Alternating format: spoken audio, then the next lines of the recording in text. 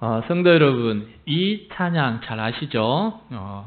나의 사랑하는 책 비록 헤어졌으나 어머님의 무릎 위에 앉아서 재미있게 듣던 말 이 책 중에 있으니 이 성경 심히 사랑합니다.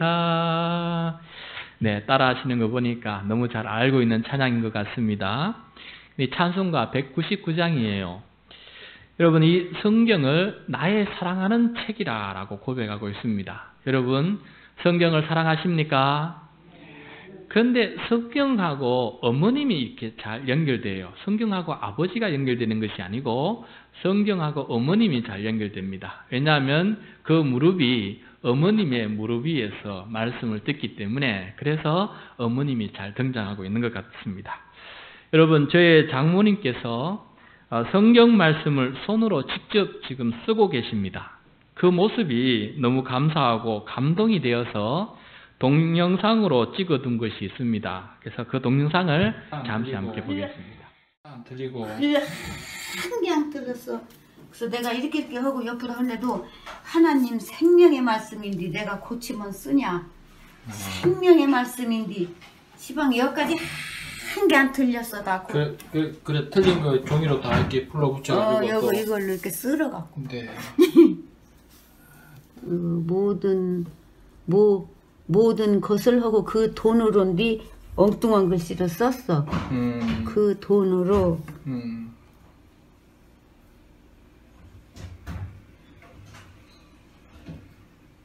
그 돈으로 사되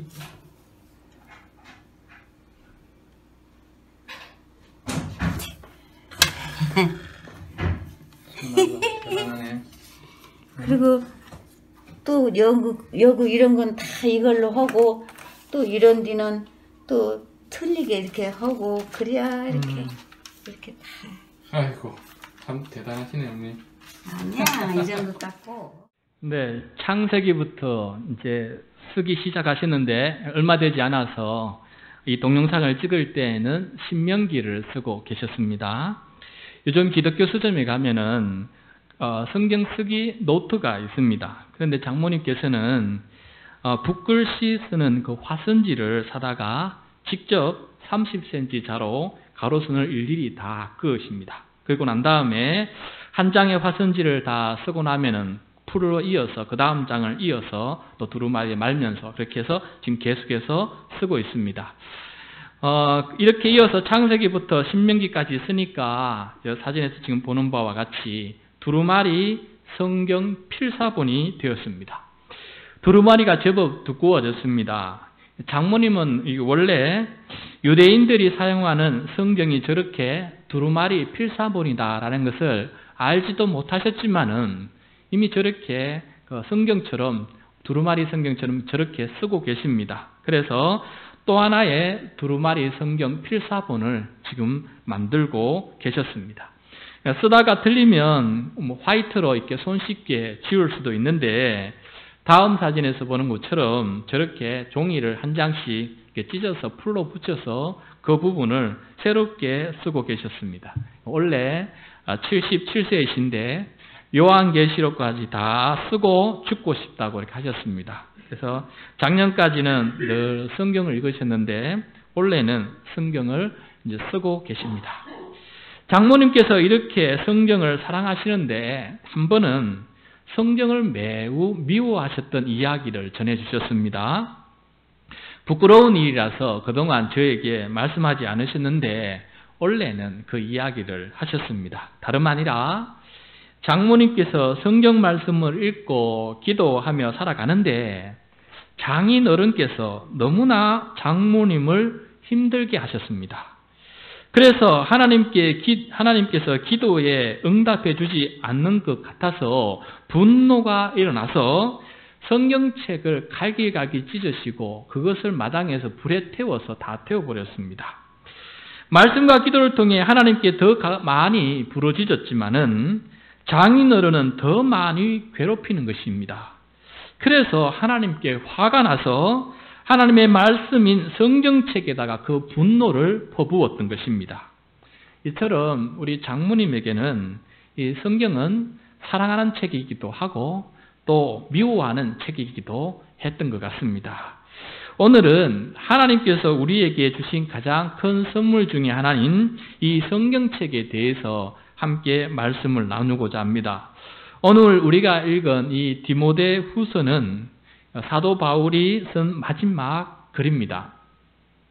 이 글을 쓴 후 얼마 되지 않아서 바울은 로마 황제 앞에서 재판을 받고 결국은 순교를 당하게 되었습니다. 아마도 이 사자의 밥이 되었을 것이다 라고 추측이 됩니다. 그가 죽음을 앞두고 자신이 개척했던 그 에베소 교회에서 목회를 하고 있는 사랑하는 아들과 같은 제자 디모데에게 이 편지를 쓰고 있습니다. 바울은 본문에서 하나님께서 왜 성경을 우리에게 주시는지 잘 깨닫고 또 디모데에게 알려주고 있는 그런 내용입니다. 성경을 가지고 또 하나님의 말씀을 묵상하게 되면 하나님께서는 그 성경 말씀을 통해 우리에게 놀라운 일을 행하신다라는 것입니다.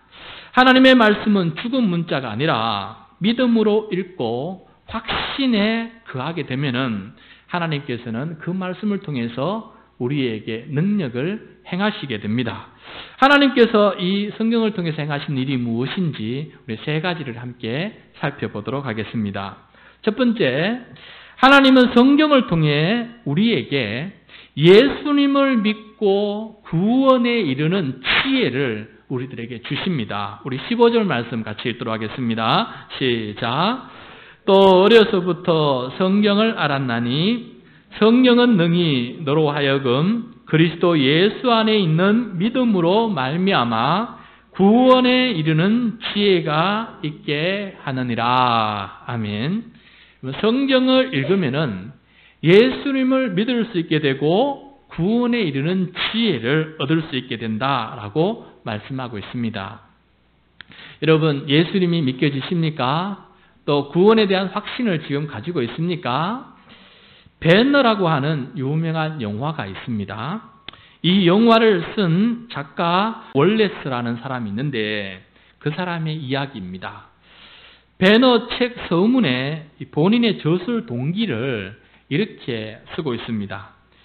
월레스는 어릴 적에 성경에 동방박사 이야기를 듣고 너무 감명을 받게 되었습니다. 그래서 그 이야기를 써서 잡지사에 보낼 목적으로 쭉 적어 놓았는데 끝내는 그것을 보내지 못했다고 합니다. 그리고 그는 자주 유명한 목사님의 설교문을 읽었는데 믿음을 위해서 읽은 것이 아니라 그 유명한 목사님들의 그 설교문의 문구가 너무나 능력이 있고 멋있어서 그 문구를 배우기 위해서 그렇게 그 설교문을 자주 읽었다고 합니다. 그러다 하루는 큰 모임에 참여하기 위해서 기차를 타고 가는데 그 자리에 함께 잉거솔이라고 하는 당대의 철저한 무신론자와 함께 자리를 마주 앉았습니다.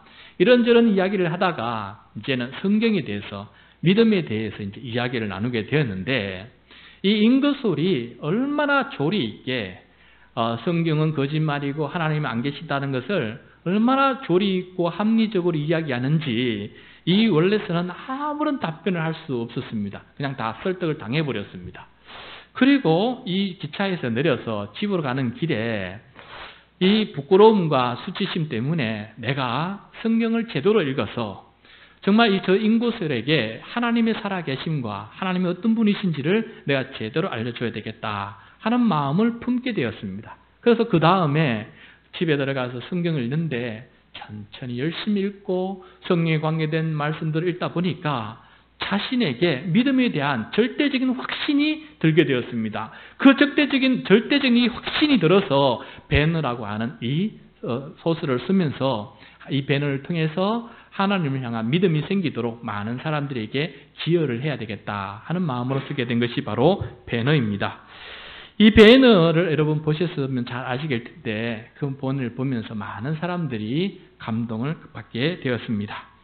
이처럼 성경은 예나 지금이나 예수 그리스도를 믿는 것과 아는 것, 그리고 구원에 이르는 지혜와 또 구원받은 사람의 모습이 어떠해야 되는지를 우리들에게 잘 가르쳐주고 있습니다. 그러므로 하나님을 알고자 하는 열정을 품고 성경을 읽고 묵상을 한다면은 하나님께서는 우리들에게 예수 그리스도를 믿는 믿음과 구원의 확신을 주실 줄로 믿습니다.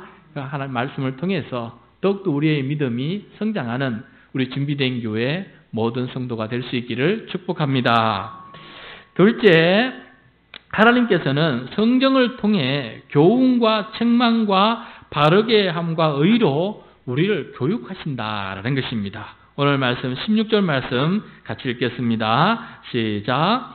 모든 성경은 하나님의 감동으로 된 것으로 교훈과 책망과 바르게 함과 의로 교육하기에 유익하니. 자, 여러분, 우리는 이 모서리가 날카로운 그런 모난 사람들과 같다라는 생각이 듭니다. 우리의 성품이나 우리의 삶을 보면은 항상 이 모서리가 날카로워서 나 자신뿐만 아니라 다른 사람들에게 이렇게 상처를 주면서 살아가는 그런 우리의 모습입니다. 그런데 아무리 모가 날카로운 돌이라 할지라도 상류에서 하류까지 물을 따라서 이 돌이 흘러가게 되면은 어느 순간 하류에서는 맨들맨들한 동그란 조약돌이 되어 있는 것을 보게 됩니다. 그 이유는 물이 그 돌을 그렇게 다듬어 나가는 것을 보게 됩니다. 이처럼 성경 말씀을 우리가 읽고 또 그 말씀을 듣다 보면은 하나님께서 우리의 모난 모습을 둥글하게 만들어 가시는 그런 위대한 일을 하고 계신다는 것을 깨닫게 됩니다. 제가 영성 공부를 할 때 그 영성 실습을 하면서 어떤 장로님과 함께 영적 대화를 매달 하게 되었습니다. 그런데 하루는 이 장로님의 이야기를 듣다가 제가 장로님에게 질문을 하였습니다. 장로님에게 하나님은 도대체 어떤 사람입니까? 여러분에게 하나님은 어떤 분이십니까? 하나를 비유를 설명한다면 저에게는 하나님은 이런 분과 같습니다 라고 할 때 하나님은 어떤 분과 같습니까? 그 장로님은 잠시 묵상을 하다가 저에게 이렇게 대답을 했습니다. 목사님, 나에게 하나님은 내가 해변가에 서 있는데 큰 파도를 나를 완전히 잠기도록 큰 파도를 나에게 치시는 분이신데 한 번이 아니고 여러 번 계속해서 치시는 큰 파도와 같은 분이 바로 나의 하나님입니다 라고 이야기를 합니다. 그래서 그게 무슨 뜻입니까? 좀 자세히 설명해 달라고 부탁을 드렸더니 이렇게 말씀하셨어요. 나의 삶을 살아오면서 하나님께서는 나에게 고난을 주셨는데 그 고난을 통해서 나는 내 믿음과 내 인격과 내 삶의 태도를 하나님께서 조금씩 다듬어 주셨습니다. 그래서 하나님은 해변가에 서 있는 큰 파도처럼 나를 온통 밀어붙여서 나를 다듬어 가시는 그 파도가 나쁜 파도나 두려움의 파도가 아니라 나의 삶에 오셔서 나를 온전히 적셔서 나를 새롭게 만들어 가시는 그 하나님의 손길이다라고 이렇게 설명한 것을 듣게 되었습니다. 여러분, 우리에겐 하나님이 바로 그런 분이 아니실까 생각됩니다. 특별히 성경을 통해서 하나님께서는 우리를 찾아와 주셔서 우리의 마음을 다듬으시고 새롭게 변화시키시고 때로는 우리의 마음을 수술까지 하시는 분이시다라는 생각을 하게 됩니다. 여러분, 히브리서 4장 12절 말씀 우리 화면을 보면서 우리 같이 읽도록 하겠습니다. 시작. 하나님의 말씀은 살았고 운동력이 있어 좌우의 날선 어떤 검보다 예리하여 혼과 영과 및 관절과 골수를 찔러 쪼개기까지 하며 또 마음의 생각과 뜻을 감찰하나니. 네, 우리가 하나님께서 지금도 살아 계셔서 우리 가운데 성령으로 현존하고 역사하듯이 성경 말씀은 성경 말씀은 지금 나에게 들려주시는 하나님의 생생한 음성입니다. 그러면 이 음성을 경청하고 그 마음을 깊이 내 마음에 새길 때 하나님께서는 그 말씀을 통해서 나의 마음을 수술하시고 새롭게 다듬어 가신다라는 것입니다. 셋째, 하나님은 성경을 통해 우리를 하나님의 사람으로 온전하게 하시며 모든 선한 일을 행할 능력을 갖추도록 우리를 인도해 주십니다. 오늘 17절 말씀을 같이 읽겠습니다. 시작. 이는 하나님의 사람으로 온전하게 하며 모든 선한 일을 행할 능력을 갖추게 하려 함이라. 아멘. 하나님께서는 성경을 사용하여서 우리를 온전한 사람으로 만드시고 또 우리에게 선한 일을 행할 수 있는 능력을 우리들에게 갖추게 해주셨다라고 말씀하고 있습니다. 이 본문을 쓴 사도 바울은 바로 이러한 경험을 한 사람입니다. 그는 원래 구약 성경에 대해서는 정통한 사람이었습니다. 그런데 그 구약 성경을 아무리 읽었지만은 예수님이 그리스도이심을 깨닫지 못했습니다. 그래서 예수가 그리스도라고 부르고 전파하는 그 예수쟁이들을 잡아서 옥에 가두었습니다. 그런데 어느 날 그가 예수님을 다메섹 도상에서 만나게 되었습니다. 그러고 난 다음에 구약 성경을 다시금 읽게 되었습니다. 다시금 구약 성경을 읽고 보니까 그 구약 성경에서 예수님께서 그리스도이다는 것을 깨닫게 되었습니다.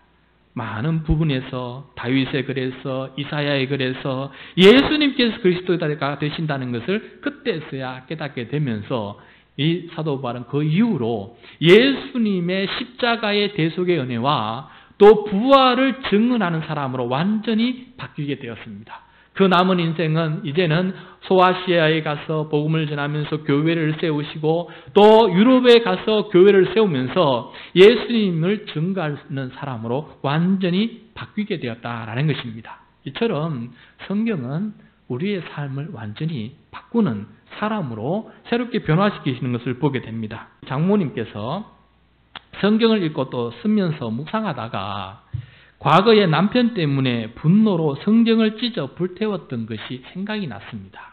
그래서 내가 찢어버린 그 성경이 나를 이렇게 다시금 회복시켜 주시는데 그 성경이 너무 고마워서 장모님께서 어떤 마음의 결심을 내렸냐면은 나는 비록 한 권의 성경을 불태웠지만은 내가 앞으로 10권의 성경을 선물할 것이다. 이 성경이 꼭 필요한 사람에게 내가 선물하고 싶다. 그렇게 결정을 내리고 지금까지 5권을 선물하였는데 6번째 선물한 이야기를 저에게 들려주셨습니다. 그 이야기는 이렇습니다.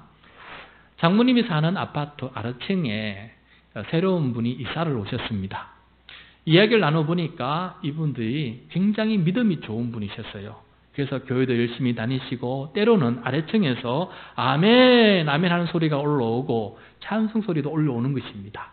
그래서 어머님이 내려가셔서 이분과 교제를 하면서 이분들이 정말 말씀과 더불어서 그렇게 살아가는구나 하는 것을 깨닫고 아마 방송을 보면서 그렇게 아멘 아멘 하는 것을 보게 되었습니다.